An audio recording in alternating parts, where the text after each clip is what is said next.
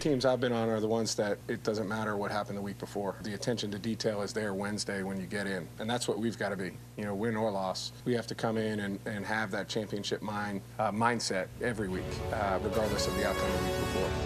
That's Matt Ryan, and this is actually the final countdown for our Falcons, or the final-ish countdown. It is a death game, ladies and gentlemen. Cowboys, Falcons, both 4-5. I believe I saw a stat, 12 of 159 that fall to 4-6 make the playoffs. Something crazy like that. That's not a stat that I really want repeated. No, and by the way, if you are, let me go get this stat here real quick. As John said, it's going to be Statapalooza. It's going to take me too long to find it. You breathe, I think it's 25%. If you get to 5-5 or something like that, but if you, or at 4-5, you have a 25% chance. If you lose this game, your percentages sink to like 5% to make the playoffs. That's why we've been calling it all week a death game, and we don't mean to be insensitive with that reference, but in sports terms, it's a death game for both teams. We've got a lot of people, Mark, that via Twitter or via other social media platforms are all in for the 80s montage today. They're all in. I figured they would be. They love it. Oh, I got the stat right here. 27. Listen to this. I was wrong. 27.5% of teams with a 5-5 record go to the playoffs. That's it. Yeah, it's 1 in 4. We win this game, we move up to 27%. We lose this game, 12 of 159 since 1990. That's like 7%, maybe? Whatever it is, have gone 4-6 and went on to make the playoffs. Wow. So we cannot underline more how important this game is. Now, let me give you these stats John was talking about, and then me, baby. We're going to hear a little bit from Charles Davis as well, because he was on with the morning show. And are you as big of a fan of Charles Davis as I am? Yeah, I like Charles Davis. Good dude. I'm super excited he's on the game. I wish they could change the play-by-play guy that he's with, Kevin Burkhardt, but that's beside the point. By the way, just a warning: you can make a drinking game out of this if you want. Every time going to break, Kevin Burkhardt talks about how much fun the game is or how much fun he's having, okay? He will say it every time going to break, and so you can make a drinking game out of it. Okay. But don't drive. Definitely now, you need to do that in your Uber. basement, or yes. How long before you puke? Like, what's the... Mid-third quarter. You'll make it that long? Mid-third. Well, not me. I'm just talking about regular dudes. Okay. I'm not going to make a drinking game out of it. I'm saying I think you should. I think you should drunk tweet while you're doing it. Hey, Kevin Burkhardt, have some fun. I kind of do that already. All right, so great stats on Matt Ryan here, John. He has thrown for 330 or more yards in 6 of the last 7 games. Are you kidding me? So you can just write 330 in the box score. Okay. And by the way, he's blown past that number in 6 out of the last 7 games. 19 touchdown passes in the last 7 games. That's pretty darn good. That's stupid. If you're 2 touchdowns per game, that's 32 for the season, which essentially won Tom Brady MVP last year. Yep. He was like right at that clip. And so here's the yin and the yang. Dallas is very good defensively. Okay. They're allowing the 23rd most fantasy points to quarterbacks. So they, said another way, they have a top 10 defense against the pass. Julio Jones, some great stats on him. Obviously, 2 straight games with a TD. 4 straight games with 10-plus targets. And not coincidentally, 4 straight games with 100-plus yards. 144, 104, 121, and last week 107. Dallas, however, is 31st in the NFL in giving up points to wide receivers. So second best in the league. And they've got a converted safety who's now Byron Jones, I think is his name, who his grades, PFF, are off the charts. And he's moved from safety back to corner, and he's shutting dudes down. Now on the Dallas side, I want to give you these Dak Prescott stats, John. He has 9 total touchdowns in the last 4 weeks. Pretty good, right? It's okay. Including passing and rushing.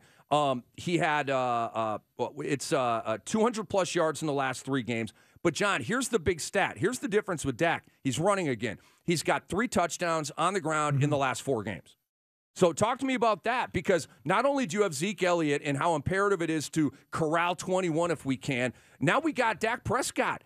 He's got 6 TDs in each of the last 2 years. He's got 3 in the last 4 games. This is a legitimate part of his game. Yeah, and this is where, again, we're hoping, and Deion Jones did practice yesterday in a limited capacity. Matt Bryant, I believe, was a full participant yesterday.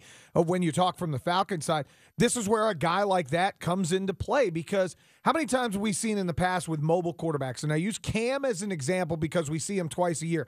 We'll use spy techniques. We'll have a linebacker spying Cam Newton. That lets your D-line roar up the field and try to get pressure, but then have one guy standing there if Cam escapes to try to be the person that'll corral him and break him down.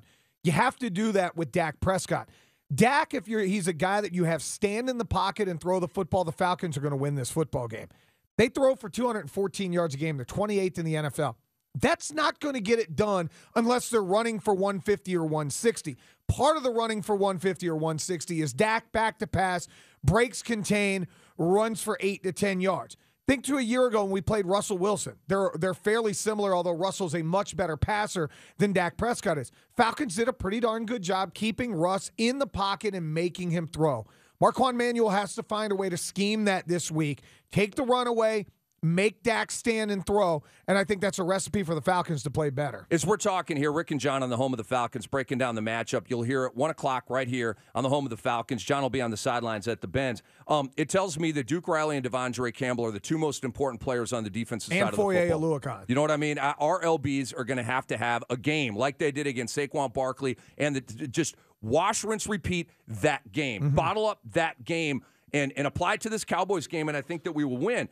Go ahead. I want to throw a Matt Ryan stat at you that I kind of stumbled across today. Quarterbacks when pressured. Where do you think Matt Ryan would rank among how his passer rating is when pressured? Better than worse. He's a number one quarterback in the league when pressured. 95.5 passer rating. Number 2, Phillip Rivers. Number 3, Kirk Cousins.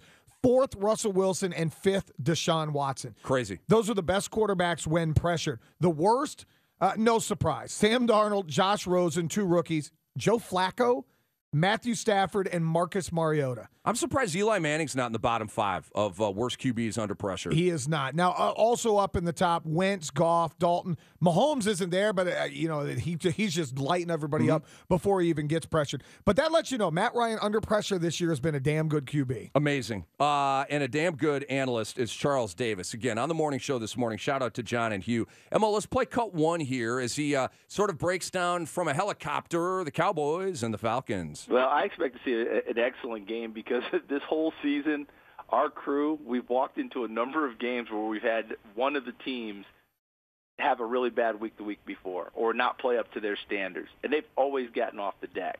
And I know it gets to be cliche and trite. You can tell us better than anyone, John, exactly if I'm on target or not, but it's a week-to-week league.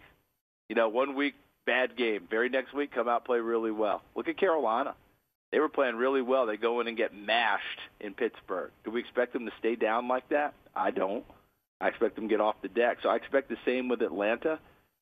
And I think that coming out in this ballgame, when they look over and they see what Dallas has, this is where their pride has been stung by what Cleveland did running the football, and you know exactly what Dallas is going to try and do.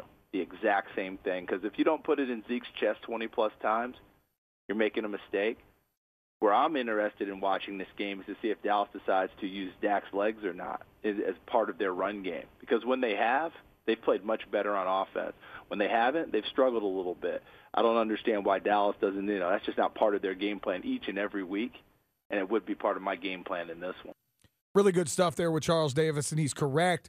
It does become a pride thing. Think about everybody we've heard from or talked to this week on this radio station from the Falcons.